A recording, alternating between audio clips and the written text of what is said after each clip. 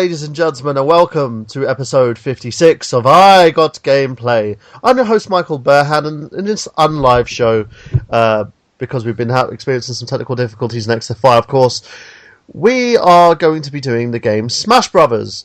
Today on the show, we're supposed to have Braden Mayhew with us, and there seems to be a bit of a problem. I don't know what's happened. I hope Braden's okay. Maybe he thought it was a different time, and a different place, in a different universe, but we don't know. In that separate universe, Braden's probably still hosting the show, and we're probably having fun. But there we go. Now, welcome on to the show, of course. We have some awesome people. Coming in first, Mr. Rose-Colored Reviews himself, Travis Goss. How's it going? It's awesome, Travis. It's going awesome. Alright. I've spent a whole day being a neglectful, sleepy person who just slept all day. I'm so bad. And I've spent the whole day cleaning up my bedroom and heavily addicted to the Super Mario 3D World game. I can imagine, because it is awesome. I can't put the controller down. I'm actually going to be doing a Let's Play on that soon. Well, it's going to be a long play, and I'm going to be posting it on my YouTube channel. So, Nintendo, watch out for that, because I know you're probably going to claim some, monetization fees and shit. Get ready to sue me. Yeah, because that's going to happen. While you do it, you can lick my sack, too. Exactly. Yep. So, moving on from that, of course, let's go on to one of our other hosts today, the lovely, the awesome, beautiful woman who wears a dress, Mrs. Zack Latour. No, he's not here yet. Oh, there's a problem.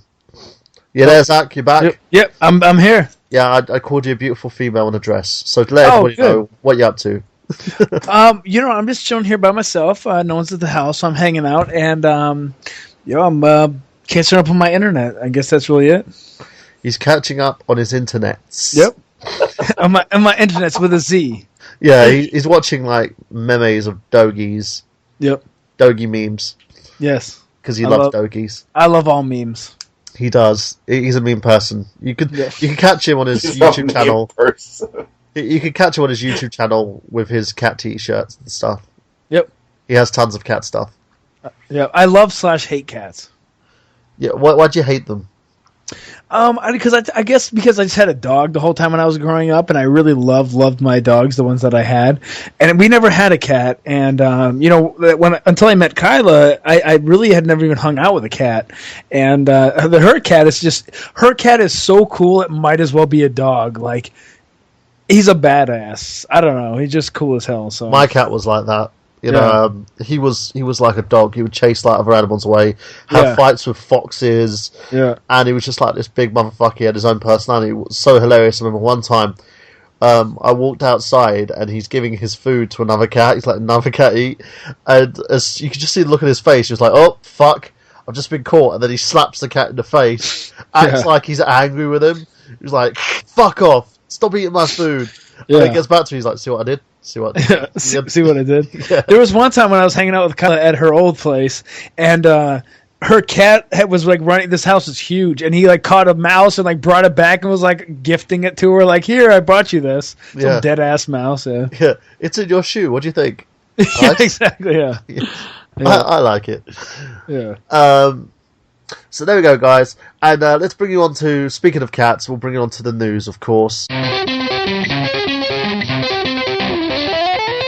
So, Zach, what's in the news this week? Yeah, I actually have a couple cool things in the news today.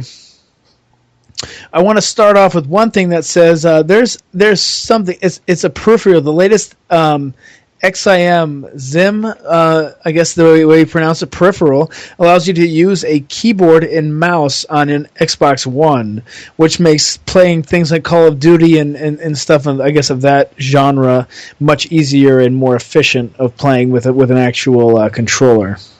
Oh, awesome. So you can actually, if you're a keyboard warrior, you can actually play like you're playing on a PC.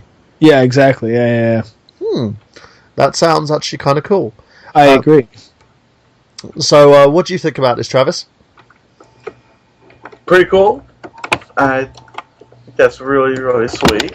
Are you still playing Mario World 3D World? How'd you know? I was actually had no problems with my Skype. I couldn't hear you guys, so okay. Sorry about that. What was the story? The story is there's a peripheral by Zim, which I guess is the brand, and they made this this thing where you can use a keyboard and a mouse on your Xbox One. So when people are playing something like Call of Duty, or I guess maybe even Battlefield, which I've never actually played, it's it's like you were playing on a PC. Well, that sounds pretty good for the PC guys who love I can't get the freaking words out. You enjoy playing those games like that with, like if they're playing on PC, good for them. That's not really how I play games, but whatever. Yeah. Yeah, I mean, it's much more efficient. I remember, like, when I was playing games with a controller and then someone introduced me to the way, like, you play with a keyboard and mouse, and it's so much more precise. It's just awesome. Okay. Well, I mean, that's great because from what I understand, some people, when they play these games, it's a lot more accurate for them than it is using a controller, which that's fine with me. But is this for Xbox One or the 360? Yeah, Xbox One, yeah. Okay, then why in hell is there a Kinect if we're going to go that route? This isn't a first party thing. Like, this is a okay. Yeah, this is a I've closed it out now, but it's like I guess it's a third party brand, Zim, XIM, and they've created this. So yeah. Okay. Yeah, I think they're just trying to cash in on it. But I mean, if it works, awesome. But yeah, whatever. Cool.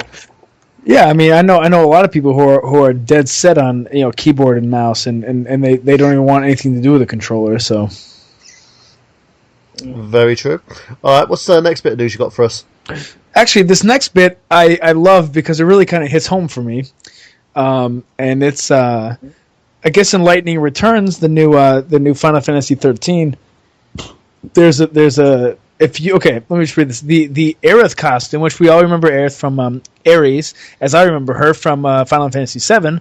Her costume and weapon set was a limited offer only for the people who had purchased the official Japanese game guide. Purchasing the guide got you a redeemable code for the flower-selling heroine for Midgar. Unfortunately, it looks like someone forgot to tell someone else that Aerith costume was a limited deal. The costume was made readily available for everybody in the second DLC pack that was released on December 17th. So I guess it was supposed to be a limited thing. Like as I was reading, you could only get it from buying a specific guide.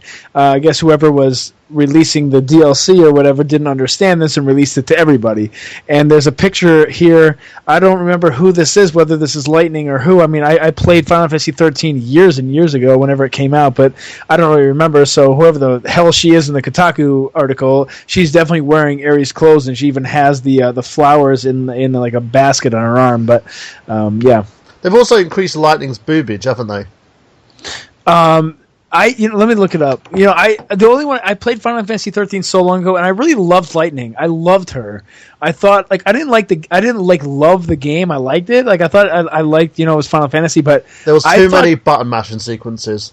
There were, but as a main character, I really loved her. I thought she was fucking amazing, and I have to defend myself so much against my buddies because they always talk so much shit about that game. Yeah. But I'm like, she was great. She was elegant. She was pretty. She was, she was everything. In my opinion, I thought she was great. So, ooh. That's one thing. I was actually talking to another friend of mine about Final Fantasy VII. Yeah, and got a discussion about Aerith and everything, and also about how the fans are still adamant about a remake of that game. Yeah. Yeah, they're doing because I've got 13, and I've also got 13.2. Yeah. So Lightning Returns 13.3. I've got to end up purchasing it because of the point I have the other two, and I want to see what it's like. Because people gave X2 13.2 a lot of shit as well, but from what I've actually played of it, it's one of those games that you have to go back into certain periods of time in order to resolve certain situations. So say if you have a boss that's super strong, you can go back in time to make sure that it doesn't get the element that makes it that strong. Oh, okay. Yeah, so you could make battles easier, you could travel back and forth. If they played that aspect a lot more instead of saying, Lightning's back, they would have probably sold a lot more copies of that game. but it's apparently the studio head's like got a big boner for her. He wants to marry her or something like that. Yeah. Well, I mean, let's be real here. My favorite Final Fantasy ever is 6. I love 6, and I swear by 6. I thought it was amazing. When I played that game, it fucking blew my mind. And I had even played that game after I played Chrono Trigger. So as much as I love Chrono Trigger, Final Fantasy 6, to me, I even love even more. I think it's a more serious game. I think it's more, badass. But, 7, yes. Why does everyone want a remake? Because it was so good, and there's so many fucking haters out there who want to say that it's ass, or it doesn't compare to. I'm not trying to sound like the angry video game nerd, but whatever. But like, it's a game that it needs a remake, in my opinion. Look at Final Fantasy 1, like 2, 4, 6 is about to get a remake. 8, I could give two shits less about. 9, maybe one day, but 10, I mean, even looked good for its time. Even 9 looked great for its time. But 7 needs a remake, in my opinion. Just remake the damn thing. I think that's what everyone's crying out for, and Square Enix is just not listening. Yeah, well, they say they don't want to put it out until another game sells as well as 7, but it's like, how the hell are you going to try to hold another game, accountable for this being released? You could release one copy, not one copy, but one. Every copy has Final Fantasy 7, has Dirge of Cerberus, has Crisis Core, has the movie there, whatever the hell the name of that was. Has the cell phone game, has the other anime Final Fantasy VII that was only in Japanese. Like, you could release one package with all of these, sell it for easily $60, and I would buy it day one, and I don't buy any game day one. Well, let's look at this though. I've got Final Fantasy VII, and I've never finished it. In fact, it took me 24 hours of gameplay to finally get off the first disc. Yep. So it shows how big that game is, and I think it's great. And don't get me wrong, I think it's one of the greatest RPGs ever produced. But I'm going to play devil's advocate with this, and to say I don't really see the reason why they have to remake it. True, there's some games that they do remake it, but like let's go look at Metal Gear Solid, the first one. Yeah, great game, and they brought it out for the GameCube in a special remake. They redid the voices and everything. Great game. Like I said, I don't know why I keep repeating that. My brain hurts. It's fantastic, but it doesn't really do anything with the story. And there's other games that have gotten remakes, like even the first 3 Mario Brothers games. They were part of the Mario All-Stars, or Super Mario Collection if you're Japanese. And I can see why people want to make a remake, but there's nothing about Final Fantasy VII I see that really needs an update. Maybe at one point they will make it, but if you want to play Final Fantasy VII, if you got a PlayStation 3 but you don't have the game, just download it from the PSN. Or if you're like me, if you got it in your collection, just go back and play it. Yep, very, very true. But at the same level, if you think about it, unemployment. Oh, not unemployment. What am I talking about unemployment for? If you're talking about Final Fantasy VII, at the same ideology in terms of the game itself, it could use an upgrade. What do you think about this, Zach? Do you think Final Fantasy VII, you're the one big advocate for people getting it remade? Do you agree with what Travis is saying? Travis is saying that they should just leave it better left alone. Okay, here's the thing. I don't agree with that because of this. When I played Final Fantasy VII, and I just played it again last year. I played it many times when I was younger, but I played it again last year, and I feel like the cutscenes, especially, even though they're done differently, they were done with the however they were done. I think they're beautiful, but I personally want everything in one large package. I want a fucking game from Square that's Final Fantasy VII Anthology with Crisis Core, Final Fantasy VII. I want Dirge of Cerberus. I want what the hell was the name of that movie that came out? I don't even remember off the top of my head. Advent Children. Yeah, yes. I want that movie in there. I want the movie that was with Just Cloud and Zack, that was the anime. I want everything. I want one big package. I just love the game, and I would love to see it redone. Like Final Fantasy VIII, which I think is shit. I think that game actually has amazing graphics, and 9 has amazing all around, and the game kicks ass. But I would just like to see 7 brought back now, and I just love it. 6. okay, here's the difference. 6 is my favorite, but I think Super Nintendo graphics hold up 10 times better than like early PS1 graphics. So, I am fine with the way 6 looks and the way 6 plays and the way the story for 6 is. And the fact that 6 is only a one, there's no spin-offs of 6. Even 4 got a spin-off later on where PSP made it like a collection together. Yeah. 6 is by itself, which is my favorite, and the graphics look amazing, because I like the way they look and the way they were made to look. But 7, it looks like ass because it's an older game, like the in-game graphics. Bring it all new, bring it all together, make upgrade all of it, put it out, make a shitload of cash, and do that.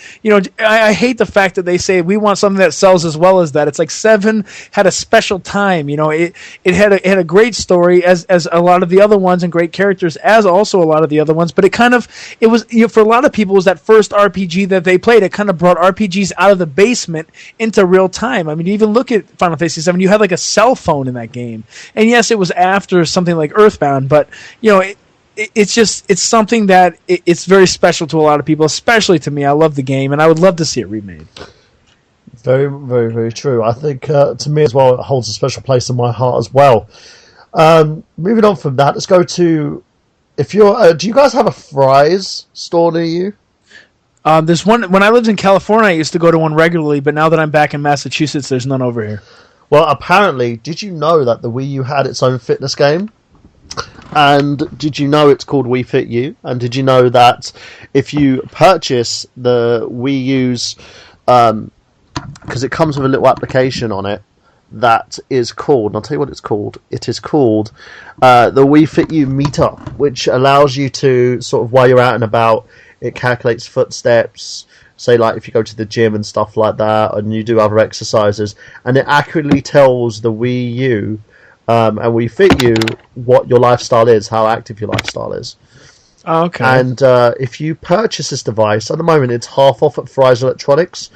Usually it goes for $20, and it unlocks the full Wii Fit U game on your system for digital download.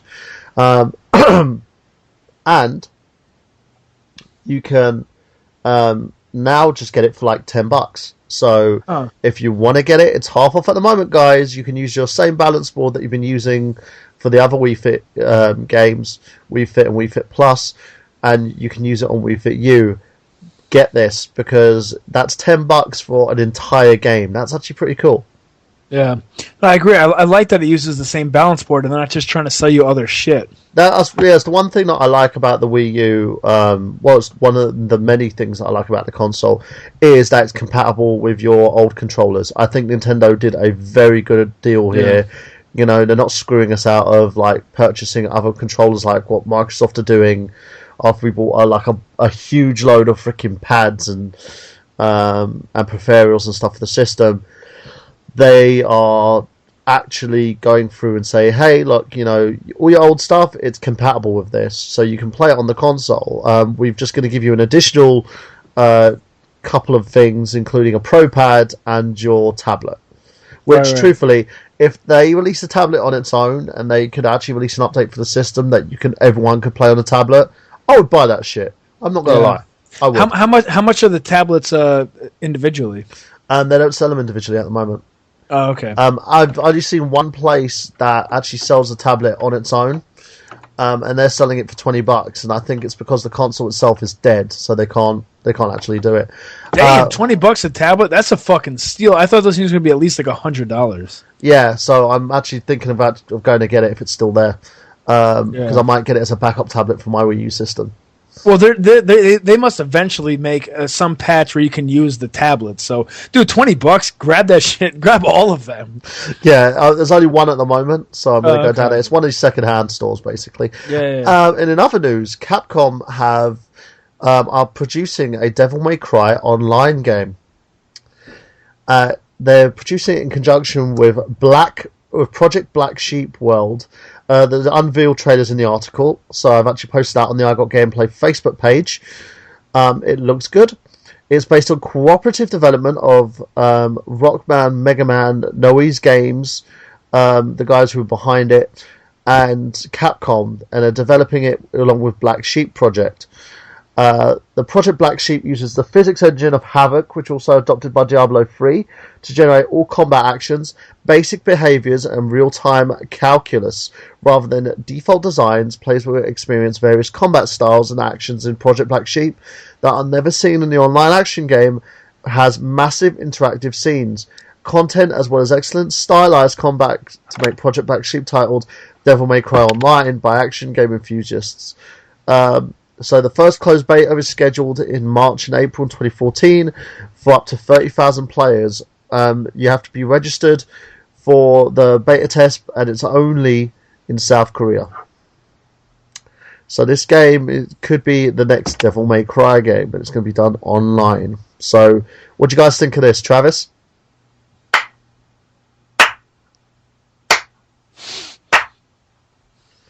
No, I'm kidding. I've only played like the first Devil May Cry game, and I thought it was really great. I haven't really been a fan of the series. But no, I mean, that's actually kind of nice that Capcom is still trying to put their name out there and put a different game out there. But I don't know, I'm not going to say it's beating a dead horse, Mega Man. But no, I can see how this might be a pretty big thing. Are they saying what like price point is for like a monthly subscription or anything like that? Not yet. They're basically releasing it on the beta stages, which, as you know, with Capcom, if the game doesn't look too good on beta, they'll just can it all together. You know, so it's up to them, the Capcom heads, to decide, to see what happens, basically. But for me, it's a good step in the right direction. Let's hope that Capcom actually pushes themselves into that proper direction and moves the Devil May Cry franchise back to where it needs to be. But we'll see. Zach, what about you? Do you think it's a great thing? I agree with Travis on the fact that it seems like Capcom is kind of changing their, I guess, tone and attempting to reach out to people who they've already kind of got before and put out something that people have liked. I personally haven't played any Devil May Cry game. I have 1 and 2 for the PlayStation 2, but I mean, I've really been on a retro kick recently, so I haven't really been playing anything recent, but I like the fact that they are trying to adhere to the people who have bought their things before, because even when I've played games before, the game might be kind of bland. For example, when I played the Adventure Time game, not the newest one, the first one, the RPG Hey Ice King. I mean, it could have been just like Zelda 2, but they put Adventure Time people over it, and put like those sprites over it, and that really drew me into it.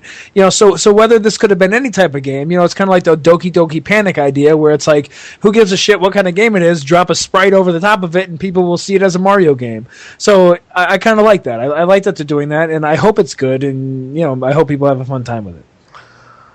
Very, very true. In other news, Nintendo posts a job listing for an IT person after some severe network downtime. For those of you who don't know, the eShop has been down like a motherfucker. We've been having tons of issues. People haven't been able to. And with the newest updates, if you don't update the eShop, if the eShop's not online, they won't allow you to go online. And it's been causing some major issues with like everybody who's been on board with it. Have you guys experienced issues with your 3DSs or your Wii U's or anything? Well, when I booted mine up the other day, when I was trying to get everybody online, I had to go ahead and update my 3DS. My eShop thing, but I mean it updated right away, so I didn't really have any problems with it. Cool. I was good. Everything I've got, it's all right. That's weird. Hopefully Nintendo will have this resolved. Nintendo, you need to start actually expanding your networks seriously. People are migrating over to online gaming. You need to join us, everybody there. I love local multiplayer, don't lose that, but you could also have a balance between local and online multiplayer. I'm going to keep kicking you about it because it's the right thing to do. There's a rumour that's been reported that the Xbox is actually leaking liquid. I heard that too. A couple of users on the Xbox support forums are complaining about quite the unusual issue with their Xbox Ones. The Xbox Ones were allegedly leaking liquid, that leaving a milky white residue from the inside of the console itself. From all accounts, it seems like it could be the thermal compound leaking out, a heat-conducting compound that sits between the chip and its heatsink to help channel generated heat from a graphics CPU chip. The heatsink dissipates. Though as the compound itself would have to have been applied quite literally to leak out, seeing that the Xbox One's huge heatsink fan assembly sits on the full right front of the console near the vents, it wouldn't be much of a stretch for the compound to leak out of it if too much was accidentally applied. Usually the most thermal compounds, especially ceramic-based ones, are not electrically conductive, but might be capacitive. Means that they can hold charge and can't transfer it. So even if it's above issues are true, the thermal compound is involved and it would not typically cause the electric shortage on the console. Nevertheless, there have been 2 issues reported so far, and even then without any photographic evidence whatsoever, in this day and age being able to take a photo, especially of an issue that's usually not time restrictive, is pretty hard not to do. As always, takes his reports with a grain of salt. So what do you guys think? I think it's hilarious. It seems like it's like I got you to buy me, so now I'm gonna jerk off in your face and blow my load all over you. Is what it seems like to me. Lick it. Lick it. Yeah. I was just trying to come up with some sort of Xbox One piss joke, but I couldn't think of anything except it. Oh man, Xbox One'd me. So yeah, I couldn't come up with anything. Yeah. It connected to my face.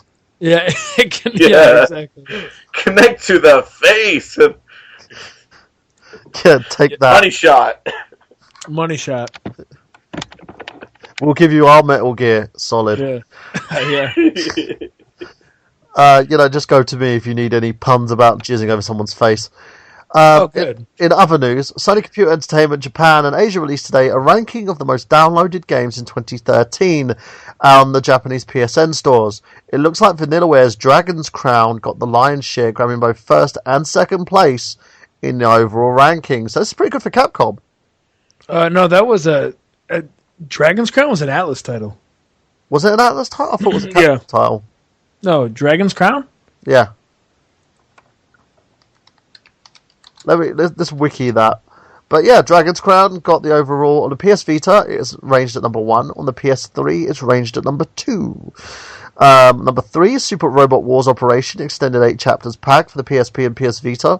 God Eater 2 for the PS Vita is number 4.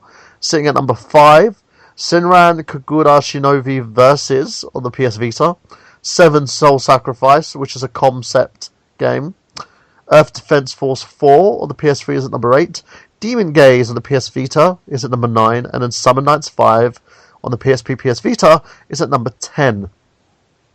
So we've got a list of the top PS3 and PS Vita games, and I will put this list for you guys on the IGG Facebook page as per usual, because I'm shoving everything on there at the moment, like Microsoft is shoving their Kinect in people's mouths. See, I've got another one. There you go. I can go on.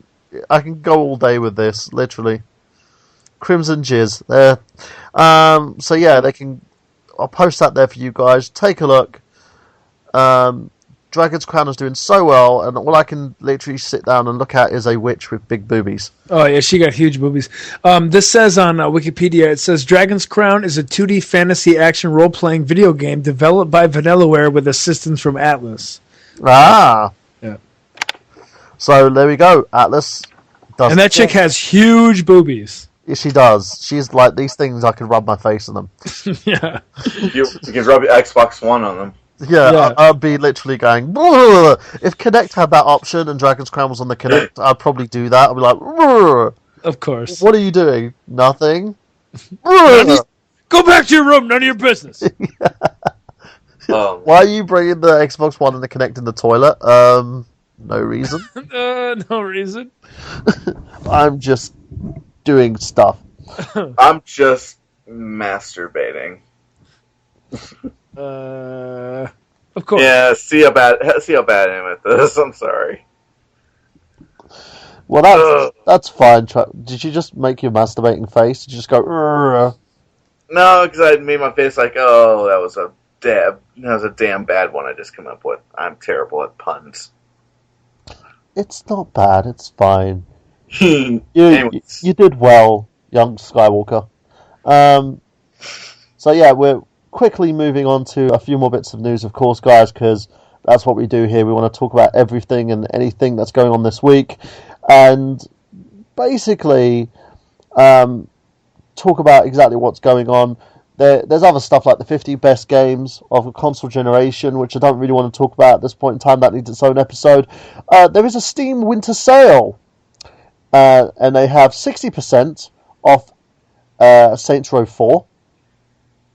So let me just bring the article up for you guys, and I'll post this on the Facebook page as well. They have Sins of Solar Empire Rebellion 75% off, which is now $9.99. Deadpool 75% off at $9.99 as well. Torchlight 2 at 75% off with $4.99. Brothers: A Tale of Two Sons is $4.49 at the moment, with that having a 70% off. Dust of Elysian Tale with 75% off at $3.47. SimCity 4 is at $4.99. So if you're a SimCity fan and you didn't want to purchase the game until now, you can do, as it's $4.99. Saints Row 4 sits at 60% off with $19.99. Gary's Mod sits at $2.49 at 75% off. Godus 50% off at $9.99. And there's some other little huge deals going on for the really cheap stuff. Gunpoint is at $3.99, Rage at $4.99, Shelter at $2.49, Evoland at $2.49, and Snow at $7.49. So these are some awesome deals going on. They've got up to 75% off on their games. So if you want to go and buy one, you should do it now. And we're promoting it because we're that nice to Steam. They should be giving us like money or something to help. They should. Absolutely. So there you go, guys. And let's go over to Travis. Travis, you got any news for us before we finish? Yeah, I got a couple of things here. We're going to take a look at. You guys like Battlefield 4? I haven't played it. I've played it, but I'm not I'm not a first-person shooter genre type of guy. But what's going on? Well, it looks like the guys at Battlefield 4 have released an expansion pack called China Rising. And unfortunately, I can't fucking talk tonight. China Rising is banned in China. Who knew? Yeah, the latest expansion in Electronic Arts Battlefield 4 was banned in China. The game's China Rising DLC tells the story of Admiral Chang, a military leader who begins a coup against the Chinese government and attacks the United States in the process. According to the Wall Street Journal, a copy of this official ban wasn't available, but translated blogs indicated that this DLC was banned on grounds of national security and due to perceived aggression against the Chinese culture. The government order of the removal of the game from store shelves and citizens to uninstall the game from hard drives. Ooh, that's gay. Then I want my money back. If they're gonna freaking force me to if I was is it China? Yeah. Yeah, if I was a Chinese citizen, I'd be like, fuck you, woo. I want a refund. And I'd say it in Chinese. What do you guys think? Here's how I look at it. If I had a game, let's say in America, let's just say for the extreme rare chance that a video game of mine that I purchased was banned, I'd still keep a copy of it and I'd still keep playing it. I don't care what the circumstances are. Because I paid good money for it, and I'm going to keep it.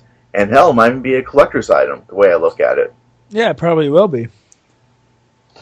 So what do you think, Zach? Yeah, man. Even if I didn't play it, I wouldn't give it back. It's those little things like where things get. What was the fuck? I want to say it might have been Street Fighter 4 that had that like Indian inappropriate slur or whatever in one of the games. Which game was that? Anyway, they ended up making like a thing later that took it out. Patch. Yeah, well, what was the game though? I couldn't tell you, but I know what you're talking about. Yeah, let me look it up real quick. Those are the kind of things where it's like, why not hang on to it? Even if you don't play it, whatever, just keep it. One day someone's going to want it. I think as well the government is trying to push it because they don't like what the content is. Yeah. So that with them, they're kind of crooked, but they're honest about being crooked. I know that sounds really weird, but they are. Yeah. So I can see the reason why they would do it. Anything else, Travis? What you got for us? Well, we were talking about Final Fantasy earlier, but it looks like Final Fantasy 3, not the one that came out here in the US, but the actual Final Fantasy 3 Japanese game, is going to be made available for Windows phones. Awesome. Mm-hmm. So you can now actually play that on those phones. One thing that I don't like about phone gaming as much as it's like with if you've got a game like some sim games and stuff like that, I don't mind those on my phone because I can play those like a motherfucker. I need a gamepad when I'm playing games like Final Fantasy. For me, it's just I have to, if I'm playing Streets of Rage or something like that, I have to have my portable system with it, like my 3DS or my PS Vita or something like that. It just doesn't work for me on the phone handset. It just looks really weird. But still, that's a good thing. And let's go from that now, guys. Let's head on to the theme of today's show, which is Super Smash Brothers.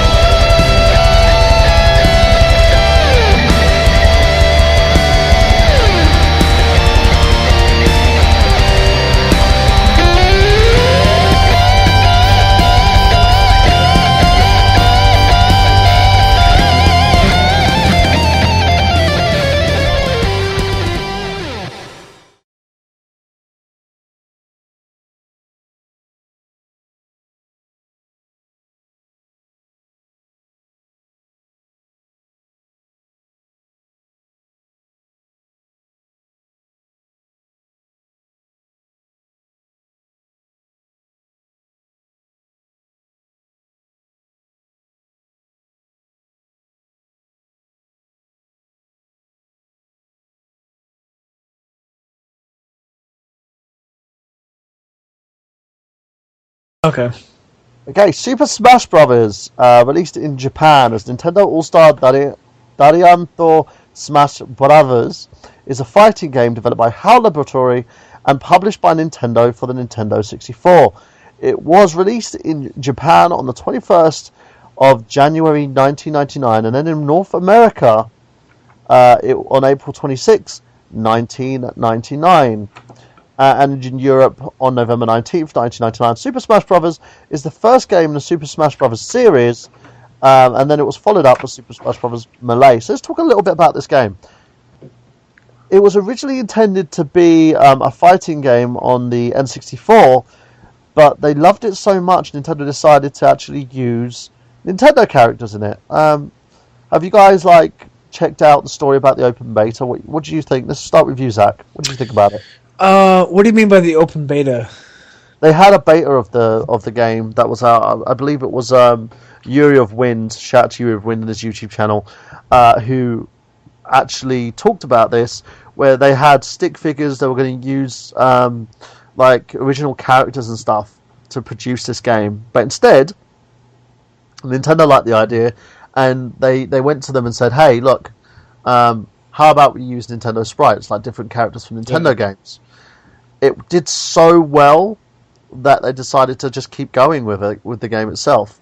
Have you played the N64 version? Oh yeah, that N64 one was the first one that I ever had played. I had actually, I think I had personally heard that. Maybe this is completely wrong. I don't know, but I had personally heard that the people who were developing Smash Brothers put in the Nintendo characters as placeholders until they realized, until they were sure exactly what was going to go in there. Now, whether that's true or not, I don't know. People can call me an idiot, whatever. I don't know. But I loved the first N64 Smash Bros. And I'm going to tell you, I remember I went to my buddy's house, and he bought it the day it came out. And I hadn't heard of it because I didn't have an N64 in those days. I had a PS1. Yeah, it sold over 5 million copies worldwide. Oh yeah, it was an excellent game. And, at that time I was really, really into Earthbound. I really liked it. I was very addicted to Earthbound, and I always used NES when I played. But it was a great game. I love the idea of first of all, 4 people. Second of all, I love that everyone fighting on the same screen, and the screen zooms out to keep everybody in it. The only thing that I feel has come close to that kind of idea was in the game The Warriors for the PS2. If you got too far away from the second player, the screen would split in the middle, and you two would have your own screens, and then you could come back, and it would make it back to one screen. So. What about you, Travis? What's your experience with the game? I remember the first time I ever heard about Super Smash Brothers. They were showing commercials for it on TV, and they were doing it to the tune of "Happy Together." Yeah. When they beat the shit out of each other, yeah. Yeah, and I thought, well, this looks pretty cool. Then I went out. Finally, one day, I went out and rented it and brought it home and put it in and started playing the hell of it. And I was like, now this is a fighting game. Yeah. All of my favorite Nintendo characters is duking it out, and I just loved. I mean, that was a game I really wish I owned. And now, you can't actually purchase it from the Virtual Console on the Wii, and of course the Wii U. But yeah, this game was fantastic, and I'm so happy that they're not only have they kept making sequels, but they've never lost focus on what the game was all about. It's fantastic. It really is that good. So let's talk about the next title then. Let's go into Super Smash Bros. Melee. We'll bring that up quickly. Yep. Now, Super Smash Bros. Melee was released on November 21st, 2001 in Japan, and December 3rd, 2001 in North America, and May 24th, 2002 in Europe, and in May 31st, 2002 in Australia. The GameCube video game console was the console that housed this thing, and it had a larger budget and development team than Super Smash Bros. Did, and was released to much greater praise and acclaim among critics and consumers. Since its release, Super Smash Bros. Melee has sold more than 7 million copies and was the best-selling game on the GameCube. Super Smash Bros. Melee featured 26 characters, and which 15 are available initially, and more than doubling the number of characters than its predecessor. There were also 29 stages. So that's huge in comparison to the first game. It was introduced 2 new single-player modes alongside the Classic mode and Adventure mode and All-Star mode. Adventure Mode was a platforming segment similar to the original's Race to the Finish minigame, and all stars fight against every player character in the game and allows players only one life, in which damage is accumulated over each battle, and a limited number of heal items in between battles. There was also significantly more multiplayer modes and a tournament mode allowing 64 different competitors who can all be controlled by a human player, although only up to 4 players can participate at the same time. Additionally, the game featured alternative battle modes called Special Melee, which involves some sort of alteration to the battle, e.g. all characters are giant by default, speed is faster than normal, along with alternative ways to judge victories, such as through collecting coins throughout the match. In place of Super Smash Bros. Character profiles, Melee introduced trophies called figures in the Japanese version. 239 trophies included 3 different profiles for each player character, one unlocked in each single player mode. In addition, unlike its predecessor, Melee contains profiles for many Nintendo characters who are either non-playable or do not appear in-game, as well as Nintendo items, stages, enemies, and elements. So let's talk about your experience with that one, Zach. I really liked Melee. I want to compare this to something like Street Fighter 4. When I got Street Fighter 4, one reason I kept playing it so much is because you had to beat the game with the individual characters to unlock the extra ones. So when I got Super Street Fighter 4, they were just all unlocked from the beginning, and it's cool. It's great that anyone can jump in and you don't have to have all this shit unlocked. But the fact of it is it didn't give you it didn't make you want to beat it and give you that determination to win. And that's kind of like what even Super Smash Bros. Melee did. And my buddy Booch, who I'm actually trying to get on the line right now, he is like a master of Super Smash Bros. Melee. And Melee is my favorite Super Smash Bros. Game is the one on 64 because that's the one I played the most. When I was in high school, I didn't really have a lot of friends, so I would go home and I would this is going to sound really sad. I would go home and I would put bots on for the other 3 and I would fight them until I got better and better and better. But anyway, Booch was actually really good. So even Melee is the best, and I think even the guy who's developing the newest one, the guy who's developed all of them, said Melee was the best. I unfortunately have not played Brawl, but I guess he said Brawl was subservient to Melee, so I guess Melee is the best, and he would know. So anyway, I just love the idea of bringing the characters together in one universe. Well, I will say in terms of Brawl, we can talk about them a little bit. Brawl itself wasn't a bad thing in terms of the game, but it was really buggy, and we'll go into that in a little bit. Yeah. So, what's your experience with Melee, Travis? I still have a copy actually, and I play the hell out of it. I mean, I'm not the greatest at it because when it comes to fighting games, I'm not very good, as you've seen in my Mortal Kombat 3 gameplay. But oh my gosh, this game is a lot big. I mean, you said it had a huge budget, and I can see where all the money went because this game is huge for a GameCube game. This is massive, and it had a lot of fan service done as well because, much like in the first game, a lot of the levels were based off of existing Nintendo properties, or even absolutely. Even based they had a stage that was based off of Ice Climbers, for God's sake. Yeah, and Ice Climbers rules. It is, and that's one of the very. I don't know how popular Ice Climbers is as a game itself. I mean, I know that came out right when the NES did. But besides that, it had a lot of these levels that were designed after a lot of the other great Nintendo games. I think my favorite stage of all of them has to be the F-Zero stage. I love that stage. It's so cool. Oh, it's fantastic. It's so cool, yeah. That's actually the F-Zero X stage, but it's yes, awesome. It is. Yeah. Very cool. I love that stage. So let's go on from there now to Super Smash Bros. Brawl, one of the recent incarnations of the Smash Bros. Franchise. Although a third Super Smash Bros. Game, it had been announced long before E3 2006, Nintendo unveiled its first information in form of a trailer in May 10th, 2006, and the game was named Super Smash Bros. Brawl. The trailer featured Solid Snake of Konami's Metal Gear fame, marking the first time the third-party character had been introduced as a playable character in the Super Smash Bros. Title. Does everyone know the story behind this, why he was actually put into the game? I don't know why, but I know he was in it. I think Kojima was a huge fan of Brawl, of Melee, And he was. And he came to Nintendo and said, "Hey, can you put Solid Snake in there?" Which actually makes sense because years ago, they did Metal Gear Solid: The Twin Snakes, so that kind of makes sense. That's a good point. Yeah, they did do that. Yeah. Yeah, he was one of those characters where he really, really wanted him on there, and they couldn't put him on there. And I've just seen something that Kyla just posted. Oh yeah, the dick. Dick time. Lol. Yeah, and it's the first time the characters put in. They were going to put him in Melee because apparently he was a fan of the first game. Yeah. They didn't have the time to put him in Melee, so they put him in the Brawl game. And they found another second third-party character in terms of Sonic the Hedgehog from Nintendo's former rival Sega was also confirmed as a playable character on the game. Yep. And that was October 10th, 2007. Super Smash Bros. Brawl was released in Japan on January 31st, 2008, in North America March 9th, 2008, and in Australia June 26, 2008, and Europe on June 27th, 2008. And Brawl was also the first game in the franchise to support online play via Nintendo's Wi-Fi connection, which was horrible! Get ready for lag. And offer the ability for players to construct their own original stages. The game features a total of 39 playable characters with 41 stages.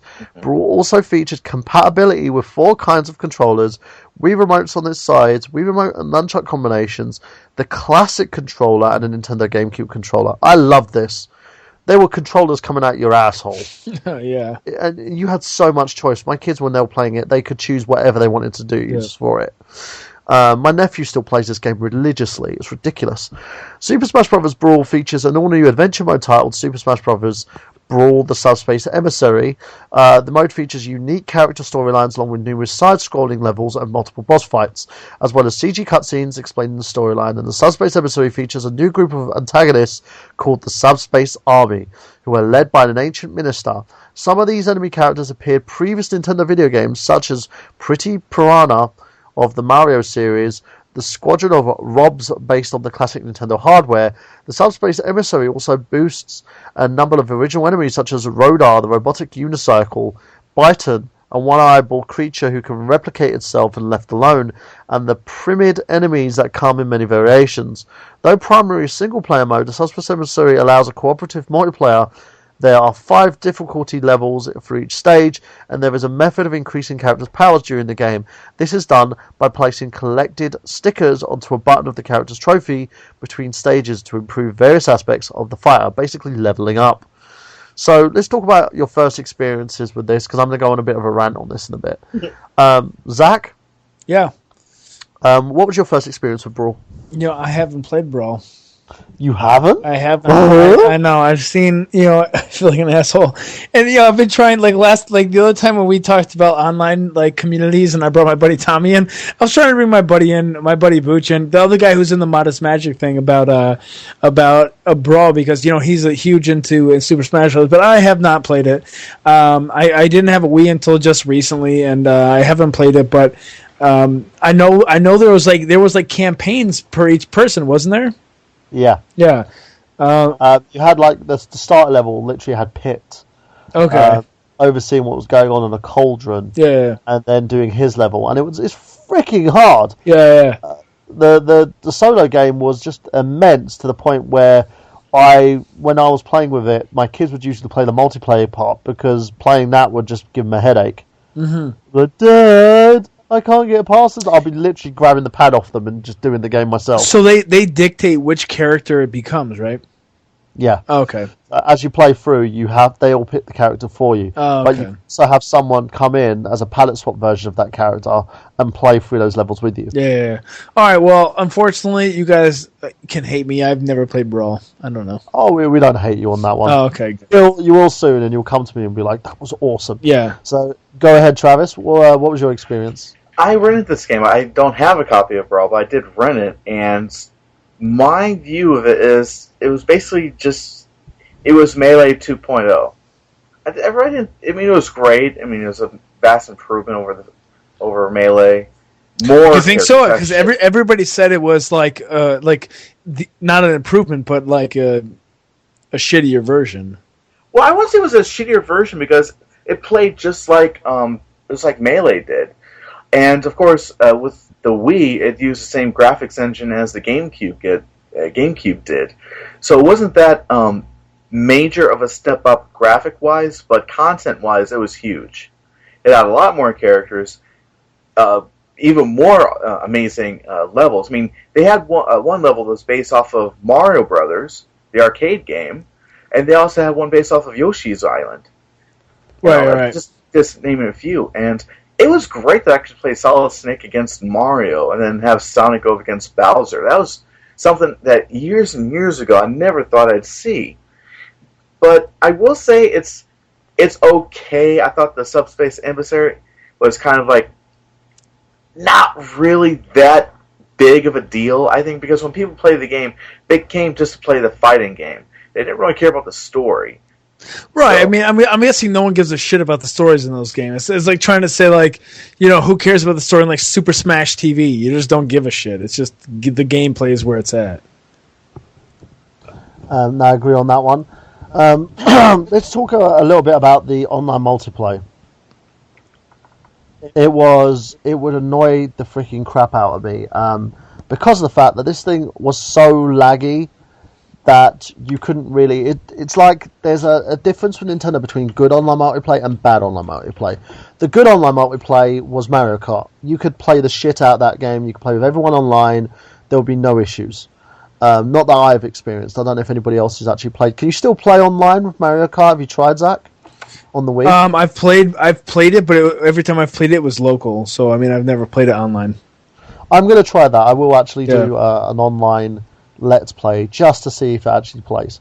What about you, Travis? Have you played Mario Kart online? I don't think anybody can stop me in Mario Kart online because I'm that good at it. Well, when was the last time you played it? I play it all the time. When was the last... Are you trying to say if it's still up? Okay. When's the last time you played it? I played it a couple weeks ago, and for me, it still runs pretty well. Oh, okay. Yeah. Awesome. Yeah. Okay. So at least we know that, right? So that still works, and you've never had an issue with it, have you? I never have. I think it just depends on. I think it just depends on your internet access, how good it's going to handle a game like Mario Kart. Now, going back to like Smash Brothers, the online aspect, I've never tried it because, again, I shouldn't say. I was going to say again, it's a fighting game, but I don't know how fighting games really translate very well in terms of online gaming because there's a lot of action going on. I mean, and if you don't have a strong internet connection, you're going to have a shitty time. Oh, absolutely, yeah. Now, with Smash Brothers Brawl, the issue that they actually had on this was you could actually play online multiplayer, but it would lag to the point where even at times you would just get disconnected. And it wasn't the internet connection that was the problem, it was the game itself. They lacked so much support in terms of online play to the point where people were basically raging on this bloody thing.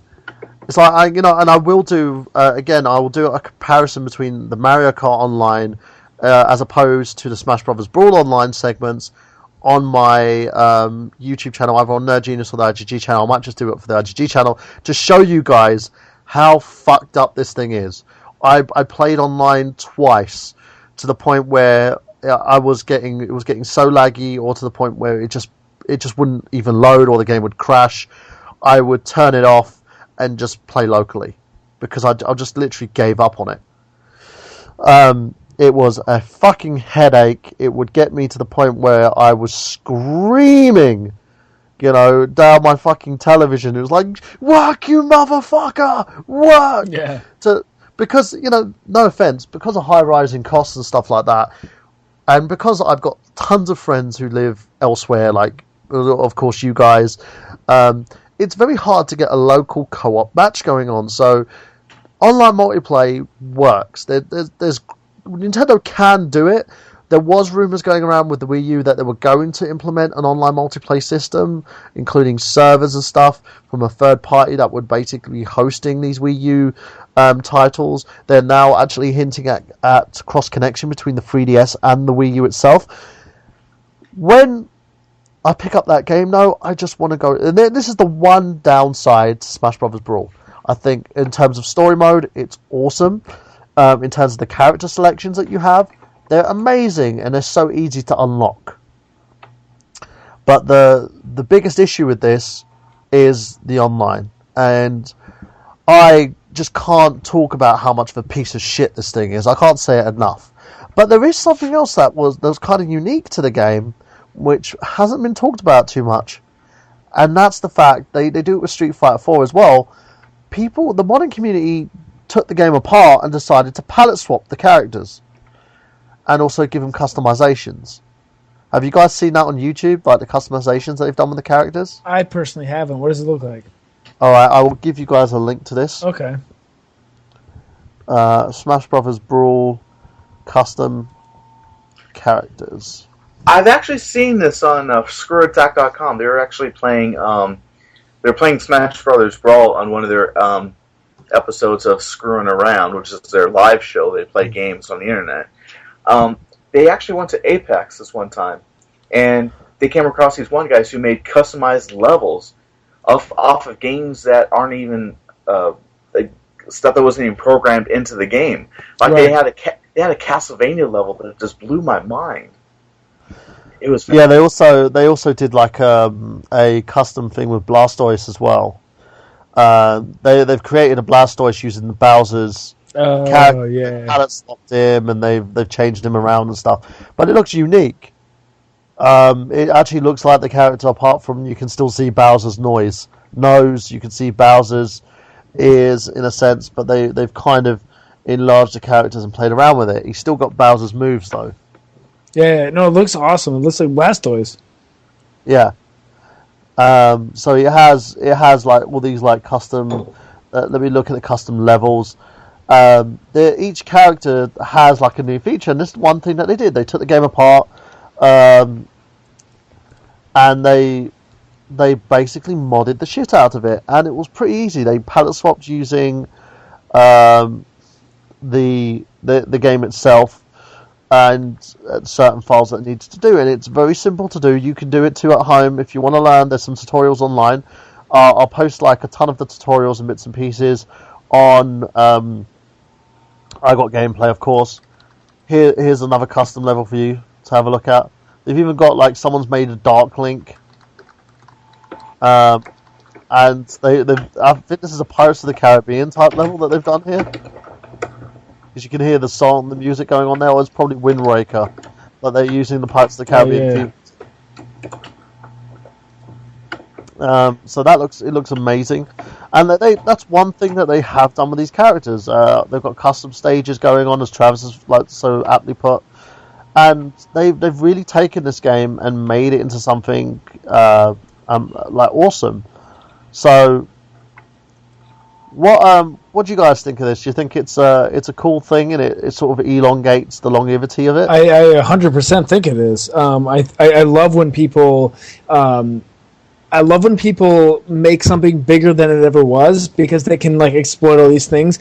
But also, I know that people who created games, like when people watch speedruns of like Ocarina of Time and they see people like falling through walls and doing all this shit that they shouldn't be able to, I know for a fact that they specifically said they love it. So yeah, I mean, I think it's great. It's just people looking for awesome things. Yeah, and it sort of allows the game it prolongs the life of the game so well. I agree. And it's a good thing that keeps going and keeps giving. What's up, Internet Wrestling community? This is Anthony Mango of SmarkOutMoment.com, a wrestling website dedicated to the smart marks like you and I. We break down and review every pay-per-view with predictions and spoilers, and you can catch our weekly podcast on YouTube for some smack talk. There's no rules here, and we show no mercy. You can follow us on Facebook and Twitter at SmarkOutMoment, where we analyze all the angles, shoot first, and kill kayfabe. That's www.smarkoutmoment.com. Why mark out when you can smark out? But yeah, no, with the game itself, it's managed to prolong the life of the game. Now, we're going to add someone onto the call, ladies and gents. He's a friend of Zach's here, and also one of the hosts on Getting You Nerd On, of course. he hosts a show. Does Zach, do you want to talk about his show a little bit? Yeah, he, my buddy Booch, I lived with him for a while. I've known him since high school. He, on Getting Your Nerd On, he has his own show called Modest Magic with my buddy Tommy, and they talk about decks that they build and all that kind of stuff, and they try to build their decks for under $25. So, it's a great show, and especially, if you watch something like me and Kyla, we try to, build our game collection for very cheap. He tries to kind of build his Magic card collection and deck for very cheap. So that's kind of what he does. What's up, Bootsy? What's going on, Zach? We're talking about Super Smash. Right. What we want to do is we're talking about the game itself, and Zach tells me that you know everything and anything about this game. I wouldn't go that far, but definitely a large portion of my college career was spent with Smash Brothers and not textbooks. So, did you still pass? That's all we need to know. No. Too much Smash, one could say. Smash just smashed his college career. Yeah. So let's talk about your experience with Smash Brothers then. Let's go from the first game. What was your experience with that? The N64 one? That was a great introduction to a really basic fighting game, like something that anyone could get a hold with.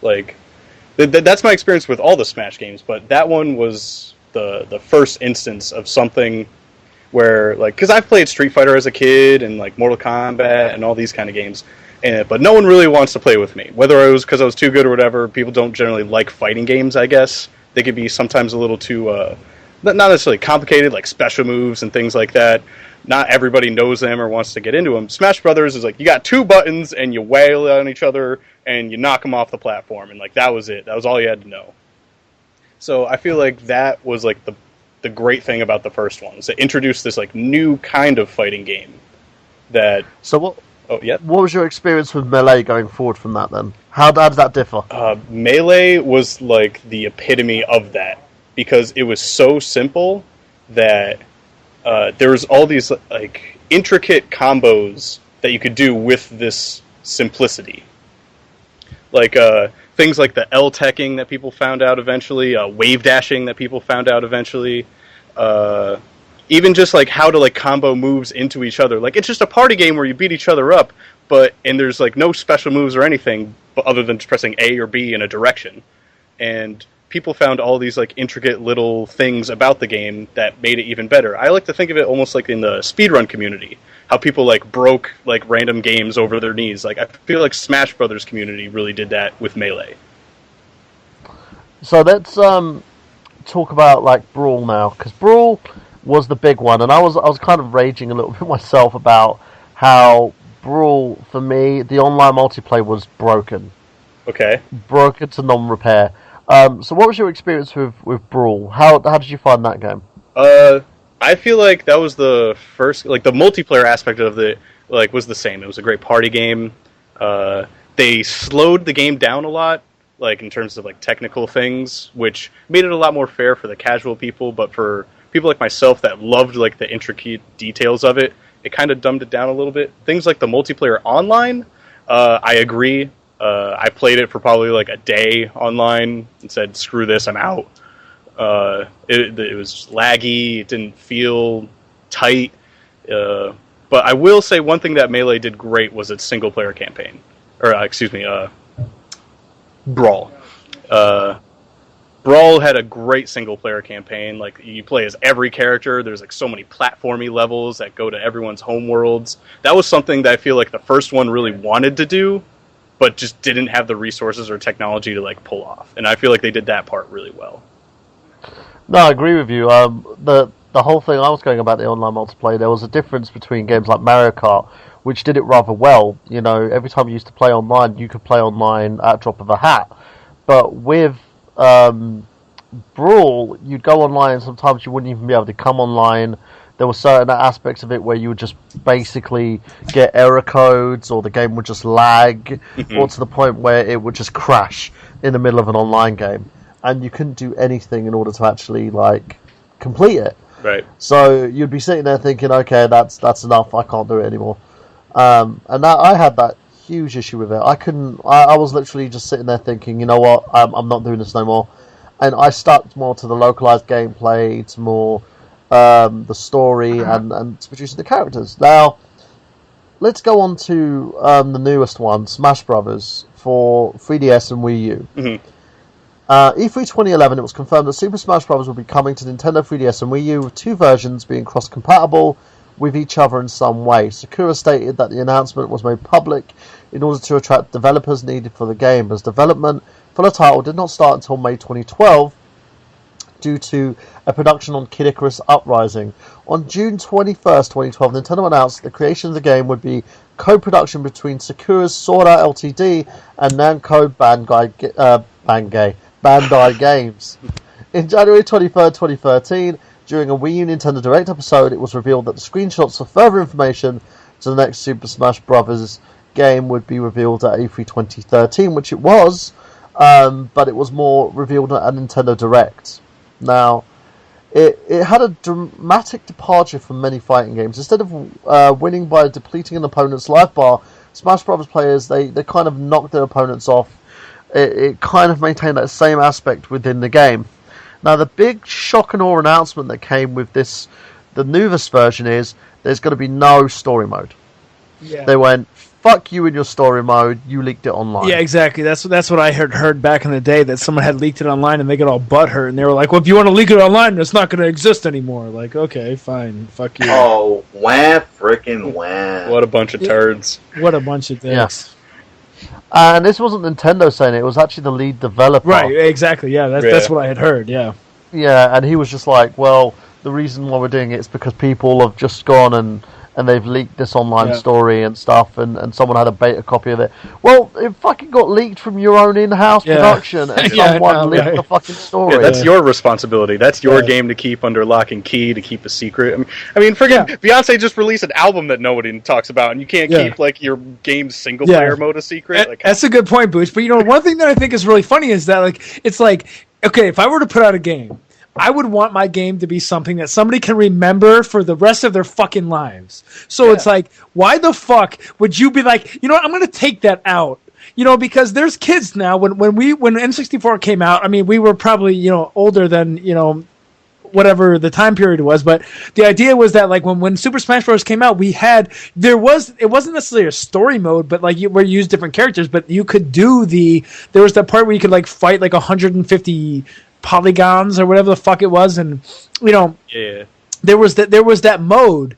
So it's like, why would you take that out when you want your game to live forever? When when Booch, the band that I'm in, Booch is also in that band, and I feel like we have the same community fact where it's like we want our music to live forever, whether anyone ever fucking hears it, whatever, or if they don't. Like, it doesn't matter if it's just space aliens. I bet we have a huge space alien demographic that we don't even know about. Exactly. But the idea of it is. The idea of it is you won't ever hear us be like, no, actually, we don't want these radio waves making it to space because we don't want them hearing it for free. But I understand, like, they don't want it. It's not like a free thing or whatever, but it's like, this is your baby. This is your child. This is what you've made. You should want people to want it and talk about it. Exactly. Like, whether it got leaked inappropriately or people found out about it too soon, you should be excited that people wanted it so bad. That they went to these kind of lengths. That's it. That's exactly it. Be proud of what you've made, and if people want to leak it, so fucking be it. They're still going to buy the game. It's just that's what they're going to do. Yeah, and that's the biggest issue here. I think by taking that away, it's like you're disciplining everyone to be like children. No, that one person did that, so you're all sitting in a corner. Exactly. Yeah. I left the textbook open. He was cheating, so obviously you all have to pay for that with your asses. And so people are basically getting like all annoyed about this, and I can understand this. They've got to bring something unique to the table in order to make sure that they've brought this together. Now, one of the reasons that I wanted Braden to be here, which he's not for some weird reason, was because he knows about the latest character updates, and I know fairly well who these characters are, so we're going to go little by little into who these new characters that they've introduced. The biggest character that they've got, and kudos to Konami for having this, because apparently they've got due to the fact that they worked with Capcom and they have some licensing deal going on with them, they managed to secure the rights of Namco Bandai. They've managed to secure the rights for Mega Man. So now Mega Man's been incorporated into the Smash Brothers game. I thought wasn't he incorporated into the last one? No, he's a totally new. I'm sorry. I'm thinking about. I'm thinking about Ultimate, whatever it was, Marvel vs. Capcom 3. That's what I'm thinking about. I'm sorry. Yeah. So, what do you guys think of that? And this is like an actually true to form Mega Man. Yeah, I'm also a huge Mega Man fan myself, and this is great news to me. I mean, like, when you think Mega Man, you don't necessarily think like other like publishers or developers. Like, you think Nintendo when you think Mega Man. So it just made sense for him to finally like come in there, and it's great that Capcom went along with it. Like, yeah, I think it's something the fans just would love to have, and I would love to play them. I will say I love the fact that in Ultimate Boots, it was Ultimate Marvel vs. Capcom when they had him as the old school guy, right? I want to say yes. I can't remember exactly. What? Oh, I'm going to look it up. Wasn't it when they made him look like the box art of the original Mega Man? What fucking game was that? Oh, fuck's sake! That was Capcom. That was Street Fighter versus. No, it was SNK v Capcom or something like that, wasn't it? No, not SNK. It was the. It wasn't Miyazaki. The anime company, right? No. It was. For fuck's sake! I'm looking it up right now. Yeah, I am too. I know, now that you mentioned it, I know what you're talking about. But Yeah. When they made the game, Travis, would they use box art Mega Man in it? Travis, what's up? Travis, can you hear us? Yeah, I can hear you guys. It's cutting out a little bit. What was the game that they used box art Mega Man in? I want to say it's that one Capcom game was made with in conjunction with this anime company. No, it wasn't that one. It wasn't Tetsunoku. Okay. Because Tetsunoku, they had the real Mega Man in that. That was for the Wii. I don't know. Was it in Marvel vs. Capcom 3? No, it wasn't. I don't know. I don't remember. I do. I'm just Street Fighter X Tekken. That was it. Yeah, that's it. I have it right here, and actually it is. Yeah, Street Fighter X Tekken. Anyway, I thought that was really funny that they incorporated him because he's like a fat ass slob, and just look at the fucking box art. This blows my mind. Back in the day when Capcom was like a big starting company, and it's like you make something like like Mega Man, and fucking people, they say that they didn't know that this was going to be big. You look at Mega Man, you look at the box art. Nobody objected to that. I mean, let's be real here. He has a fucking gun in his hand with a blaster on his arm. I mean, come on. I don't know who decided to do that. That was just. But to be fair, I actually think that the artwork is amazing. I really think it's that good. It's so bad, it is that good. I don't know. I remember Rob Man was telling the story of how he went to buy the game and he saw the box art and it looked shitty, so he decided against it. Oh.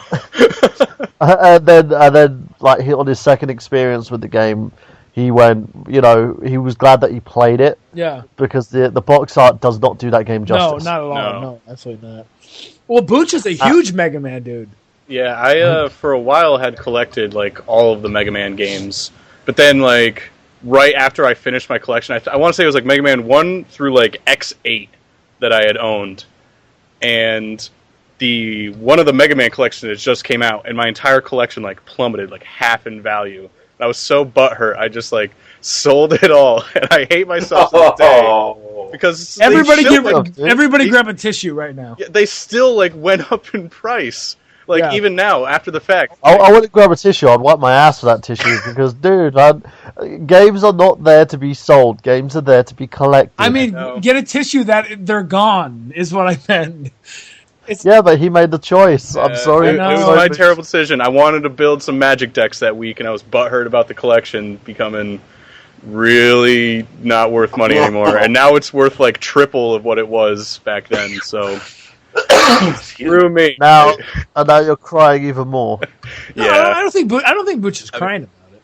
I'm sad I don't have them anymore, but I'm over it. I'm not a collector per se much anymore. I have a small GameCube collection and a couple other things. I mostly play online games, and the collection aspect has been lost on me. But I can appreciate it. Booch is a big LoL player, League of Legends player, so yeah. But fucking Mega Man, Smash Brothers, it's good shit. Glad it's happening. Travis, what about you? I have both Mega Man collections for the PS2, and gotta give anything to play them right now. No, what do you think about him in the new Smash Brothers? Oh, I'm sorry. You guys got me really sidetracked here. No, I thought that was pretty cool. I mean, it was great that they're actually bringing him. They're bringing him into this game series. I guess it's just maybe this their way of saying, "Hey guys, remember you guys want Mega Man and all that? Well, here you go." And then that's great and all, but it's still like a new Mega Man game. Just saying. Yeah. Yeah, it's kind of a different thing in comparison to because Capcom never made the conscious decision to allow him to be in the game. He was actually made by Namco Bandai. When did they have a hold of him? They were, I believe, they're one of the developers for SNK versus for Tekken versus Street Fighter X Tekken. Yeah, but or something like that. I don't. So they managed to get They managed to secure the rights for the character for another version, which was Tekken X Street Fighter, which apparently is not going to happen now. So that's probably why. Did the other one actually happen, the Street Fighter vs. Tekken? Because Tekken vs. Street Fighter was like Tekken versus Street Fighter in a 3D realm, and then there's supposed to be Street Fighter vs. Tekken, which is Street Fighter vs. Tekken, but in a 2D. Street Fighter X Tekken was supposed to happen, and then it was Tekken X Street Fighter, which was the one doing it in the Tekken universe, but they kind of binned it, I think. So let's talk about another character that was recently introduced, the Villager from Animal Crossing. Booch. Does he look like a psychopath or what? Yes. Booch knows all about his ass. The day that was announced, I saw all those memes, and I was so happy, because, without that attitude, I feel like the Villager would have been, not that cool of a character, but as soon as people started doing that, I'm like, I want to play as him all the time now. Yeah, I just saw that, because I'm a big fan of Animal Crossing. Mm-hmm. Huge fan of the game. And watching, as soon as those memes came out, I was in fucking stitches. You'd see ones of him just, staring into your soul, and one where he's pulling a plant out and then he's tearing Mario's head off. It's just, I'm actually going to bring this up right now just to show you the comparisons people have done. He looks like they've even done parodies of Psycho and stuff like that. Yep. Even had one where the Jack Nicholson's Here's Johnny bit. Yeah. Yep. They had the villager poking his head through the door and just staring at people. It looks creepy. Amazing. It's like if you had him in a survival horror game, it was just the villager, I'd probably shit myself. Yeah. I remember Booch had showed me that on Reddit, right when it came out, and I was like, damn, it looks pretty fucking fucked up. Yeah, I'm going to show you a few of them at the moment. There's does this look like the face of Mercy is one of them, which I've got at the moment. Which I've got at the moment. This is from Smosh.com, and they did a profile of the 25 best Smash Brothers villager memes, and it's got him just standing there smiling with his twisted little smile, and then he's got him grabbing Mario. He's like, "Tonight, you're coming home with me. Yeah, prepare your eyes." Yeah. And it's just caught myself a bit. Look at the one that's happening. His face is like. Argh! I'll catch you with my net. I'll kill you with my axe. I'll bury you with my shovel and plant a tree over your grave. Yeah. You can. I will gather. Yo, this. I will gather all my friends around town, while none of the wiser will eat the fruits from the tree that has grown on your rotting flesh. Yo, Burhan, there's one that says you came to the wrong village, motherfucker, and he has a fucking axe. They've got Attack on Titan. It's got the villager instead of a Titan. Oh my god. Just crying. Booch, what do you think about the villager? Oh man, I played Animal Crossing a lot too myself for the first one. I haven't played any of the other iterations for it, but the game was so cute. It was so fun and simple, and then just to hear and see all this murderous intent out of him, it's oh, this this is the payoff from all those hours of playing this game. Absolutely. Dude. Yeah, you know what it is? It's basically because he's been ram-raided into buying houses and paying off mortgages and shit. He's like, right, now I'm taking it out on you fuckers. Yeah. The villager does not care about your lasers. The villager does not care about your rockets. The villager only cares about decorating his house. Yo, look at the link I just posted in the thing. It hasn't even begun. Oh, for God's sake. He's just... I don't know what to say about this whole thing. It's taken on a life... It's taken on a life of its own. Oh my god, did you guys see the Shining one? Yeah, the one thing Mega Man. Yeah, it's amazing. There's a girl dead in the hallway and he's just chilling. Villager's Creed free. Oh god, that's so good. It's a me, you're death. Oh my god. He's just standing there menacingly. It's just hilarious. It's like, fucks given 0. I was just going to post that one. Fucks given equals 0. Oh god, that was so funny. The next skeleton in my museum will be yours. Yeah. I like how he's the moon in the Majora's Mask frame here. Yeah. It's just, I don't know what to say. How this cutesy little character has turned into something so you know why? There was when they first started like talking about this Booch. Back me up here. He was like in the background, right? And he just looked like menacing as shit. It wasn't necessarily menacing, but like he has that same blank, emotionless face. Yeah. At all times. Yeah. And I think it might have started from the Animal Crossing level in Brawl. Yeah. Because he's just like hanging out in the background, and I want to say he has like the same expressionless face there too. I'm not sure. Yeah, I'm trying to find it right now. There's this funny little meme here. Look, this girl's basically going outside to check her house and stuff, and she's playing with the camera, and they've superimposed the villager next to her, and she gets scared shitless. Check this out. I'm just lost for words how amazing this character is. Just he's become so badass. Yeah, he has. As soon as his announcement's made. Is his name the Villager? Yeah. Oh yeah. I just saw it. That's the one on the page. Yeah, he's like right next to her, and she flips the hell out. Yeah. So he's just, good. as I said, it's a weird. It's one of the weirdest things. Right. But it makes so much sense. It does. Yo, Bootsy Booch's main character is Jigglypuff. Was he as good in Brawl as he was in Melee? No. No. Not even close. What was wrong with him in Brawl? Basically, the bread and butter ability that Jigglypuff had was when she falls asleep. I think it was the down B attack. Basically, you fall asleep, but if you're on someone else's character model, it's like the hardest attack in the game. It's like a home run bat, practically. Yeah. And you could kill people at like 30 to 50% like health damage, and they basically nerfed it by like half. Like you need to do like twice as much damage, so like it's just terrible. And since they made like every character floaty, it's harder to juggle people with a floaty character yourself. What do you mean by floaty?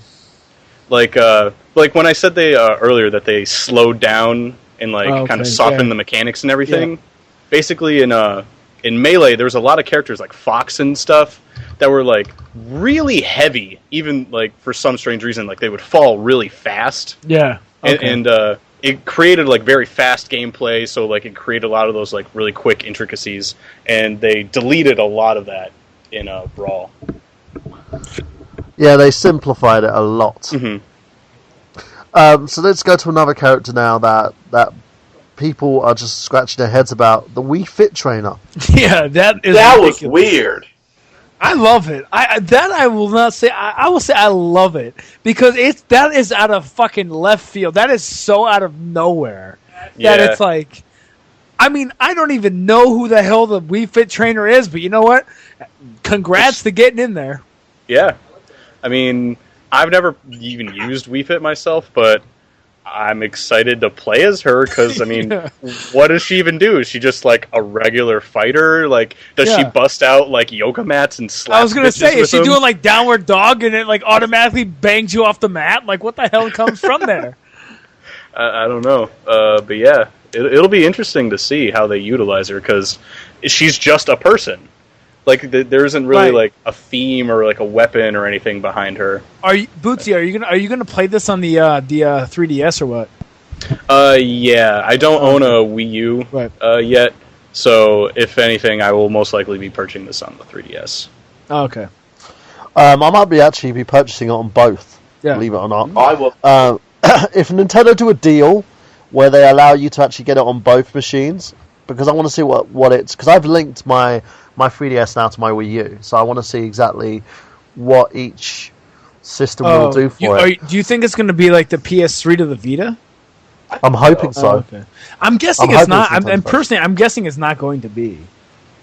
It has to be. There's no way. Well, they said there's going to be link play between the two, so I can actually link it, similar to what Sony did with their variation of the game. Yeah. Okay, maybe with their All-Stars. So right. Now let's look at bosses now, because they've got because we've gone through a couple of the new. Actually, we haven't talked about Rosa.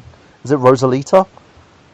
She's the newest announcement. Rosalina, that's it. The newest announcement and characters. What do you guys think of this? You know, oh yeah. It was inevitable. I mean, they got put another character in there, and of course, Mario Galaxy, one of the really great games. I mean, it was a no-brainer. No, I can see that, and I'm all down for more like Peach-like characters. Like, I love beating people with Peach because she's such a bitch and so smarmy. And Peachy's got it. And, oh, did I win? Like, that's the best thing ever that you can say after you won. Like, I don't even know. Oh, did I win? Like, I didn't even know what happened. Like, so like, I feel like Rosalina could do a lot of the same things. The very princess cutesy mentality. Maybe she'll be murderous like the villager. I don't know. Maybe people will make more memes for that. I could see that. Be kind of funny. Or someone did made a fan film, and kind of make like a fighting film. That would be kind of cute. That would be hilarious. I don't know if you guys have ever actually seen it before, but there was a fan-made film about Brawl that was made at one point. It was called There Will Be Brawl. It was it was a film noir starring it was a live-action thing, too. Like, everyone got dressed up in costumes and stuff. And it was like a film noir type movie starring all of the Smash Brothers characters. Oh, There Will Be Brawl? It's amazing. Yep. It was really well done. I want to say it was like 5 or 6 20-minute episodes. It ends up being about like a full-length feature film, just made by a bunch of random people. Watch it. Everyone watch it. Yeah, it's really cool. It sets it in this like LA noir, like really gritty, grimy type atmosphere. And like you have Mario and Luigi like living together, like Peach is hanging out. Not even hanging out. Isn't Mario fucking Peach? Yeah, like and like was it Link and Zelda are like in charge of like the police because it's great. I would highly recommend that to anyone who's got some time to spare because it was a really fun movie to watch. There Will Be Brawl. I loved it. I thought it was amazing. There Will Be Brawl. Yep. Yes. Yeah. It's all on YouTube. You can just find it right on YouTube. I'll have to take a look at this. But yeah, no. The fact with these new characters coming in, they still haven't talked about the old characters from the game. Like Captain Falcon hasn't been announced yet, which he's badass. I hope that he gets put in. Donkey Kong, Diddy Kong, should I say? Donkey Kong has been announced. Dr. Mario hasn't been announced as of yet. Falco from Star Fox, even though Fox McCloud has. Ganondorf hasn't. The Ice Climbers haven't as of yet. Elky from the Fire Emblem games hasn't been announced. Jigglypuff has not been announced. King Diddy hasn't, even though Kirby has. Link's going to be in it, but it's going to be Toon Link. Lucario from Pokemon hasn't been announced. Lucas from Earthbound has not been announced. Even though the Mario Brothers are going to be in there, Mario and Luigi have both been announced for the game. Marth from Fire Emblem is announced. Mega Man, of course. We've got the Meta Knight has not been announced yet. Mewtwo has not been announced yet. The Mario Game & Watch character hasn't been announced. Their Ness from Earthbound has not been announced. What? Peach has. So, Pichu has not been announced. Pikachu's going to be there. Pikmin and Olimar have been announced. Pit has. The Pokemon Trainer has not. Rob has not been announced. Rosalina and Luma, of course, is their first time on the game. Roy for Fire Emblem has not been announced. Samus has. Sheik has not. Snake has not yet. Sonic has. Toon Link, of course, is going to be there. The villager from Animal Crossing is going to be there. Wario has not, as of yet. The wolf from Star Fox has not. Yoshi has not yet. Young Link has not been announced. Zelda has. And the Zero Suit Samus has not been announced. So far, there is a slew of characters that have not been announced to the game, even though it's been the title that the game will be released in 2014. So are you guys excited, even though they've excluded a big chunk of what made the other game so special? I mean, I feel like there's no doubt that they're going to be brought in. Was there anybody from the original Super Smash that was not in Melee? No, I believe they brought everybody along. Yeah, and was there not everybody in Melee and Brawl? No, they actually left some people out on that one. Okay. Yeah. Okay. Mewtwo wasn't around for Brawl. Gosh, I know there was a hefty amount, actually. Or not a hefty, a handful. Was Toon Link in Brawl? Yes, he was. Okay. Dr. Mario wasn't in Brawl. Okay. The Mega Man, of course, wasn't. Pokemon, Mewtwo. No, I thought Mega Man was in Brawl, was not in Melee. Yeah, Pichu wasn't in Brawl. Yeah. Rosalina and Luma, of course, wasn't in it. That's the first time. Roy from Fire Emblem wasn't in it. Yoshi was. Young Link wasn't. There's not too many people. There's about 7 characters that weren't in Brawl that were in Melee. Mm-hmm. Well, I just feel like he was made to make this, because it's he even says that Melee was better than Brawl. So I feel like he was pushed kind of to do this, Melee was a masterpiece. Booch in knows. My opinion. Booch knows. But Booch says it's a masterpiece, but he knows, I mean, to be fair, my favorite Super Smash Brothers is the N64 one. But I gave you guys my sob story of how I was a kid and I didn't really have many friends, and I played the fucking, the Super Smash Brothers by myself because I could use the robot type things where you can, the computer players or whatever. But anyway,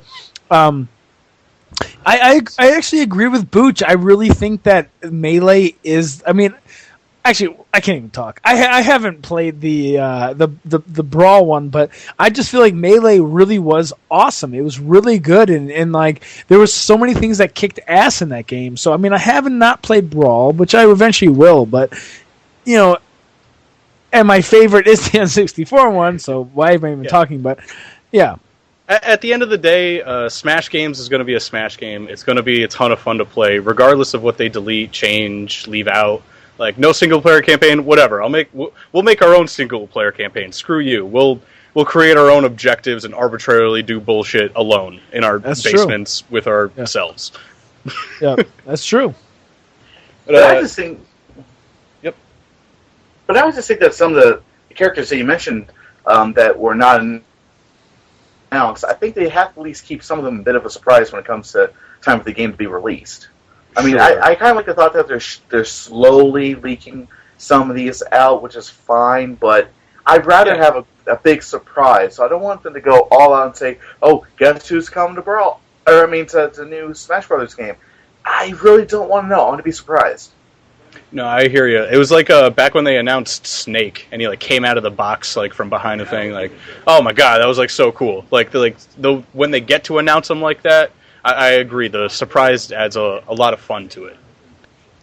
So, what are you guys expecting for this new game? What do you think the things that they can work on? So, give us your top 5. So, we'll start with you, Booch, of course. Oh. Well, what's your top 5? What was the question? I'm sorry. The top 5 things that you're expecting from the new Smash Brothers game. I'm expecting. Let's see. One thing that would be really cool is I forget if Brawl even had it, but like a replay or record system. Okay. Because I feel like that's like coming with basically any competitive type multiplayer game nowadays. If you can't save what happened and show off your friends, like screenshot or it didn't happen, like picture it didn't happen. Like I feel like adding that to a Smash Brothers game would be really great for like sharing awesome moments and things like that with like the community, because the community is really passionate about the game. Yeah. Also, telling your friends that they're fucking like just been pwned by you. Like, fuck you. Yeah, well, exactly. Yeah. So that would be up there for me. Gosh, what else would I be really amped about? Eliminating Super Smashes that they brought in for Brawl. I didn't like them at all, so a lot of people did. I hope they just leave that out, because that was like adding like super moves, basically, which is what made Smash awesome, was that there wasn't special moves or anything. Gosh. And if they make everything fast again, get rid of the floaty, slow BS, make everything quick and fast and snappy. That would probably be my top 3. I don't know what else, but a replay system. What's up? I was going to say, what characters would you like to see in the upcoming versions? Characters? Yeah. I would like for example, like you would never expect a Wii Fit girl to be in it. You know what I'm saying? Like that's something that's out of fucking nowhere. So like, what would you like to see there? Gosh, you know what? It was in Marvel vs. Capcom 3. I would love to see Arthur show up. Dude, I love Arthur, dude. He's such a badass, right? Like, especially since like they got like Capcom type IPs with Mega Man. If they could get Arthur, that would be. Yeah. I think that would be awesome, because he fits the theme too. Like, he's just a simple dude, throws a bunch of weapons at people. It would be really easy to like visualize and program. I would think that would be awesome to see. I agree, Bootsy. But in terms of like overall things, the top 3, at least for me, would be faster gameplay again, a replay system, and no more smash moves, because I personally didn't enjoy them. What? Okay. Was the smash moves in Brawl? Yeah, that was when you cracked open those smash balls. Yeah, I remember. And then you unlocked the special move. Okay. And, it was neat to have this mechanic that like everyone randomly started fighting over. Right. But and I wish it was just like you got like a star or a power up or something. The fact that it was like some massive like KO ultra move that I didn't appreciate so much.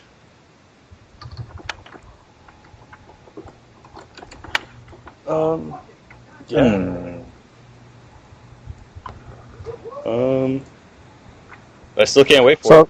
Yeah. Yeah, no, I agree totally. So what about you, Zach? What are you expecting for the new game?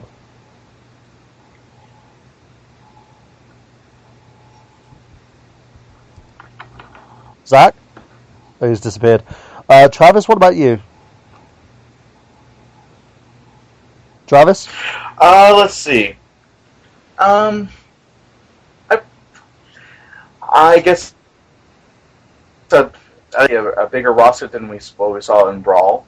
Of course, faster gameplay and everything. Beautiful HD graphics. I mean, we're on a high definition system, and the 3DS is high definition as well.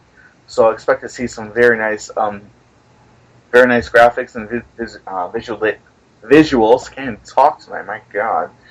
And above all, an improved online system. I'd like to.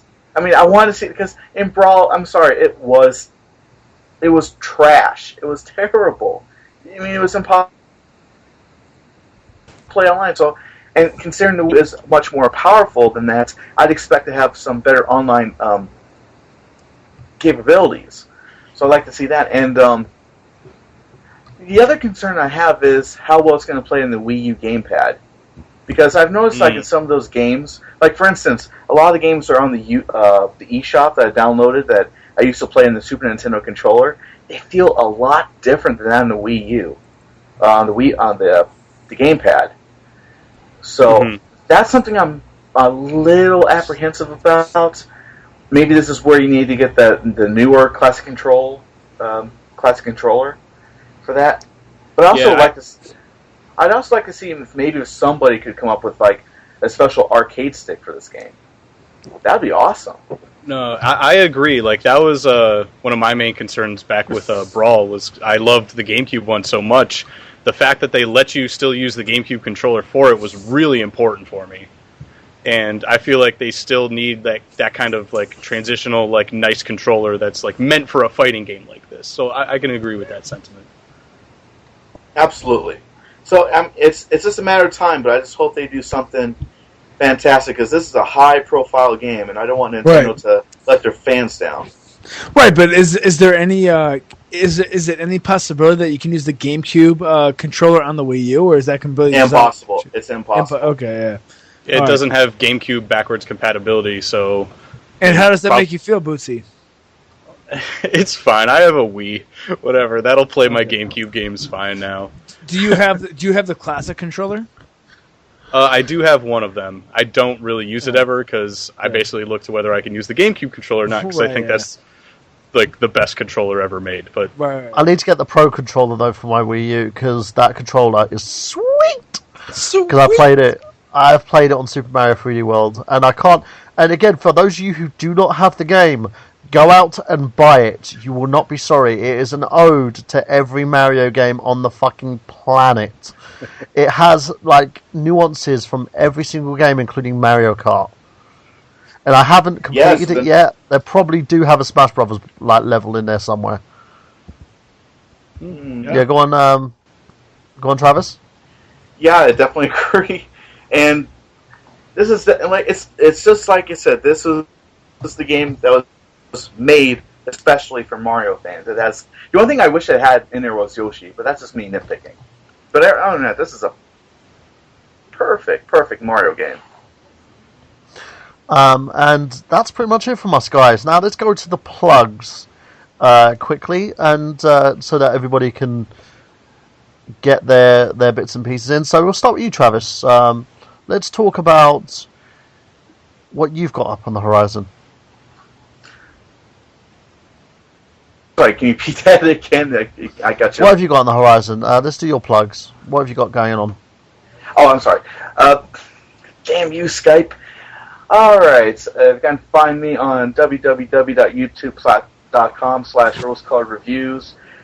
The show will take a look at classic video game television shows and movies, and through rose-colored lenses, if I see they still stand the test of time. Hey, I did it. I said it. And because I had a hard time trying to say that for the past few weeks. But anyways, and also check me out at youtube.com/rosecolored let's play. It's just another typical Let's Play channel, but this is where I share my memories of these games. And just came out with Mortal Kombat 3, and you can see how bad I am at this game. And I got a couple other ones coming down the pipeline. I got Dragon's Lair is going to be coming out, and of course, Marvel vs. Capcom 2. You can see how bad I suck at that one as well. And also, you know, if you want to see someone like play these games and have a laugh while doing them, check out Rose Colored Let's Plays and also Rose Colored Reviews, where he reviews games and see if they stand the test of time. Of course, he's awesome at what he does, guys. Check him out, and let's hope to see more from Travis. He's also on fanboysanonymous.com, and he is a member of the Retro Unlim team. So make sure you check him out on those sites as well. And let's go to you now, Zach. Yeah, if you guys want to check us out, me and Kyla, unfortunately Kyla could not be here tonight. She was working, but you can find us on youtube.com/getting your nerd on.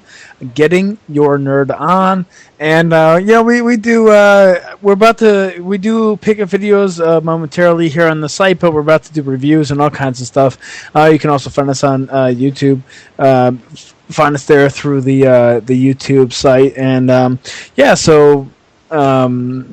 trying to think. I think that's all we have at the moment. Maybe not. I've been drinking, so I don't know. But anyway, find us on at least YouTube and contact us through there.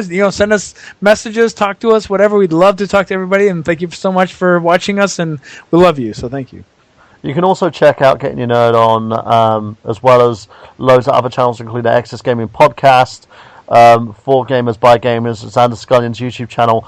And check out content from myself. Movie Files coming back in 2014, so make sure you check that out, guys. We're going to have a slew of guests, including members of this podcast as well. I'm figuring out ways to do it and get them on. This Job for Hire episode 3 is going to be coming on at New Year's Day. Just got a few more little scenes to shoot, and it's just trying to get everybody together in order to actually shoot them.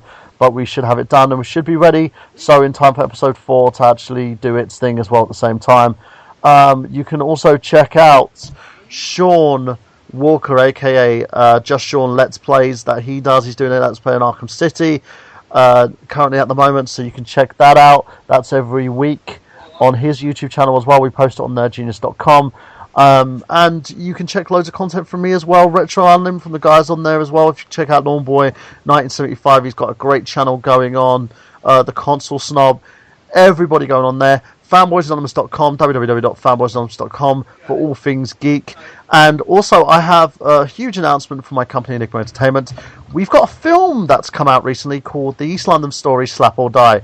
It's basically there on Dailymotion. You can stream it at the cost of like £1.29. American, that's $2.12. It's not too much to pay for. Tell your friends, get the word out there, guys, because I really, really want to get this film out there.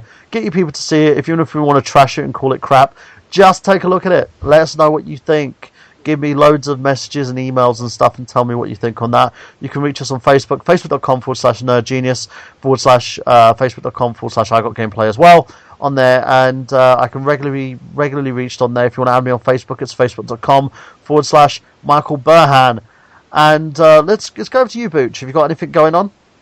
I have my own YouTube channel. I generally just post like LOL videos and maybe occasional speed runs that I do at BoochManX, youtube.com/BoochManX. And I started doing segments just recently on Zach's channel, Getting Your Nerd On, with myself and my roommate Tom about cheap Magic decks and how to build them and playing Magic and being a nerd. So yeah, joining Zach there as well. And that's basically what I got going on. Lovely. Just also make sure you check out Getting Your Nerd On. They had a huge funny skit revolving Mario RPG this week. Yeah. That led up to their show. I loved it. I do love the content they're doing. They're always getting better and better. Check that out with Zach and Kyla, of course. Everybody's awesome. Everybody has their own thing going on, and they're doing so well at it, guys. And I also want to do a special shout out because my friend Tony Mango let me know about something that on Smack Talk, a guy left us this big message. I want to actually put it out there to you guys before we end the show.